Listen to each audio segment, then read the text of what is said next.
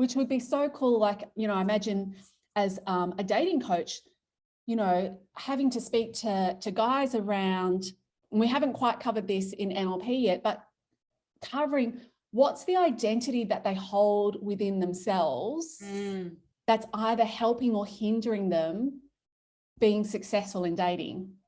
Yeah, I was just about to bring that into the conversation, because the pattern interrupt, just to finish that thought thread, is something I use as a daily practice when I socialize. And it's something I teach my clients, because a topic which they're usually very uncomfortable to bring into play is there is a sexual innuendo or a playfulness to flirt, right? They're like, oh, I can't talk about that, Sarah, I can't do that. And in my own practice of socializing, I utilize pattern interrupts a lot. Often if the conversation is going dry and it's boring, and I know it's boring for them because I know I'm bored. So generally the rule of thumb is, you know, they're going to be bored but being polite. And so to introduce a pattern interrupt, not on the scale of slamming the table, of course, but doing something with conviction to change the direction of the flow, is a skill that I often teach them. And really it's a pattern interrupt, you know, combined with a few other components, but essentially that's what it is. So that's something I teach a lot. And then coming to that new thread in terms of, I guess, the beliefs that most of my clients have, them, you know, 90% male. And one of the biggest limiting beliefs is around women that they perceive as beautiful, successful, incredible dream women that they would ideally like to date. They often, if not always, when they first come to me, have a limiting belief around this kind of human being, or this angel in a way that they put on a pedestal, being unobtainable. And so they separate this person from all other people instead of actually treating them the same, which actually diminishes their anxiety towards the situation, and they can then express a lot more freely and build the attraction that they really truly want. Yes. Yeah. Isn't it funny? So they've created this representation or moving their mind of this person and put them on the pedestal. And I reckon 9 times out of 10, that incredibly gorgeous, successful woman would be running her own narrative filled with self-doubts. 100%. Yep. Crazy. Yep. Yeah. And that's a lesson, a core lesson that I do coach them on, because you're so consumed with your own narrative that you do often forget to externally, you know, I guess, look to other people and think, okay, wonder what they would be feeling. And making an assumption, it may or may not be true, but being able to empathize on that level from a place of equality makes you as a man stand out compared to most men, because that's an ability that usually, guys don't put the work into understanding on that level. Yeah, absolutely. Isn't that interesting? And, you know, the parallels between the dating world and even the business world, right? So like I'm in the business world working with leaders and execs. So people who are really shy to put up their hand for a pay rise, or when they ask for a pay rise, ask for a really measly amount, it's because they're running a narrative in their head that they're not worth the amount that they really want to kind of ask for, right?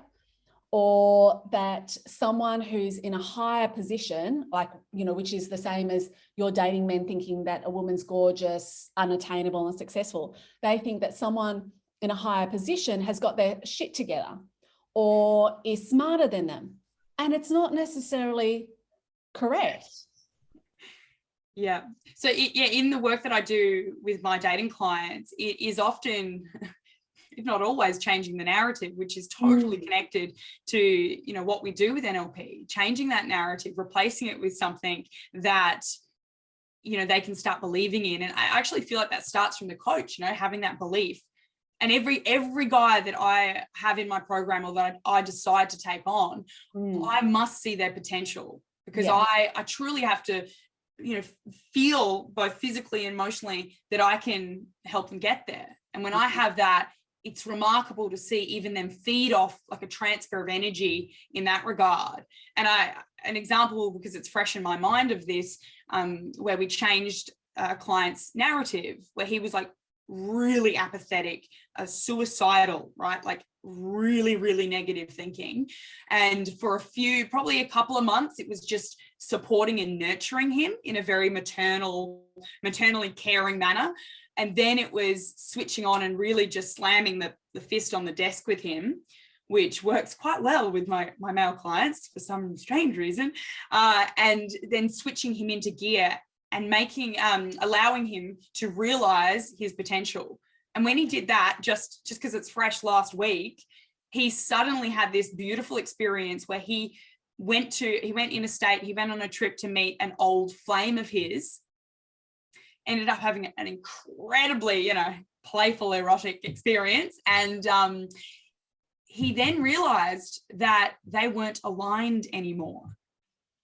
So he had a tendency to attract quite manipulative, low vibrational, negative thinking individuals. And he suddenly had this just experience. And he said, Sarah, I'm not putting up with that. That's not me. I have a boundary, and actually sent this woman home so he could enjoy the rest of his time on his trip. And I just thought that was a moment of him breaking through and voting for that new narrative and voting for himself in that moment. And it wouldn't have been able to happen if we didn't actually sit down and have that experience where we rejigged his belief system and his narrative and what was possible. Yeah, absolutely. Amazing. And what I love there, and what I want to kind of draw from what Sarah has shared, is a couple of things. So there's two things here in terms of how we work, how we use NLP. One is teaching you processes of what you can do with a client, right? And Sarah will share a couple of those amazing stories in a moment, where she's, using specific processes, doing them with the client, and the client's having an amazing change. So what you do as a coach. The second one is who you're being as a coach. And this is what I want to kind of just draw upon for the moment. So did you notice Sarah said, she chooses to take on certain clients, right? And it's about seeing and really feeling and believing in their potential. And last night when I was teaching these guys, we were teaching a model on anxiety, I mentioned there's a famous hypnotherapist, Andre Weisenhofer, who in 1957, so way back when, said that the client will not actualize what the coach doesn't believe. So this is a beautiful example of Sarah as a coach believing more in her client than her client believing in himself, right? He had no belief in himself. So it's real, but it's not just about the belief around that, it's embodying that whole belief. And so then what I heard from Sarah is another kind of teaching in NLP, which is what we call the facilitation model, right? So how you facilitate as a coach. And how you need to facilitate is it's always this dance and this balance between supporting the client and challenging the client. So she did a couple of months of supporting the client, building the rapport, building the relationship, and then bam, right? The challenge. Maybe not so much like this, but without that challenge, the client's not going to shift. He might have just stayed in his mode of, Well, just to add on to that, because for this particular client, he was getting what he wanted through my support. Yeah, great. He had very low self-esteem. I was giving him all the love he needed instead of challenging him to go out and create that for himself, not to become, I don't want my clients becoming reliant on me and having to only come to me to be able to do something in their world. I want them to be completely self-sufficient and be able to go out and confidently do exactly what I'm helping them with. Obviously we always need a little bit more support, but that self-sufficiency is a very important value for me as a coach.